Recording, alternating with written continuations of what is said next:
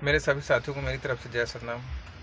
दोस्तों, काम में आया हूँ, इस वजह से बाल खड़ा खड़ा है मेरा, क्योंकि आज दिन भर गाड़ी चला के थक गया हूँ। तो अभी बैठा हूँ कुछ काम बस। तो अभी तो मेरी गाड़ी भरी हुई है, खाली हुआ नहीं है। तो चलो मैं सोचा आप लोगों से बात कर लूँ। तो चलिए आप लोगों को एक कहानी सुनाता हूँ। बहुत पुरानी वक्त की बात है, जब भगवान गौतम बुद्ध एक शहर से जा रहे थे और उनके कुछ शिष्य उनके साथ भी जा रहे थे। और उनके शिष्य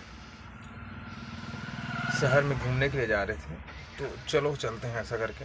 तो उस शहर के लोगों ने उन्हें बहुत बुरा भला कहा, और बुरा भला कहने के बाद शिष्यों को बहुत बुरा लगा और कुछ शिष्य वापस लौट भी गए।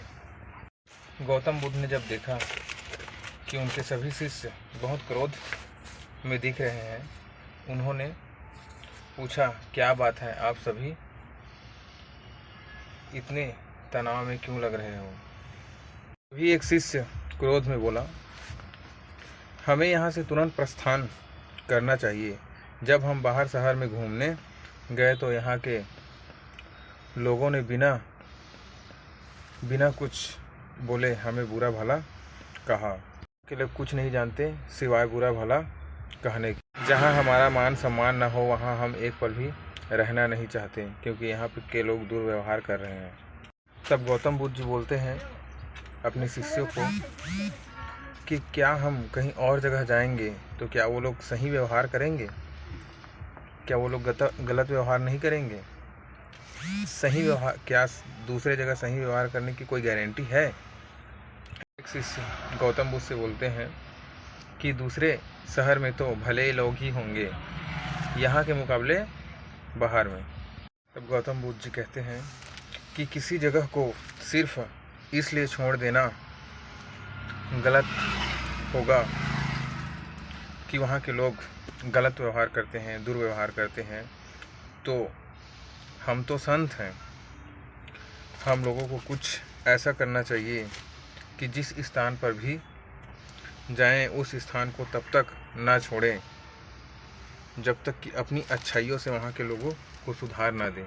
ऐसा करके गौतम बुद्ध जी अपने शिष्यों को कहते हैं, हम जिस भी स्थान पर जाएंगे वहाँ कुछ न कुछ अच्छे व्यवहार करेंगे और अपने बातों को जो वहाँ के लोग हैं तो वहाँ के लोगों में ऐसा कुछ अपना करना पड़ेगा कि अपने अच्छे बातों से वहाँ के लोगों को सुधारेंगे।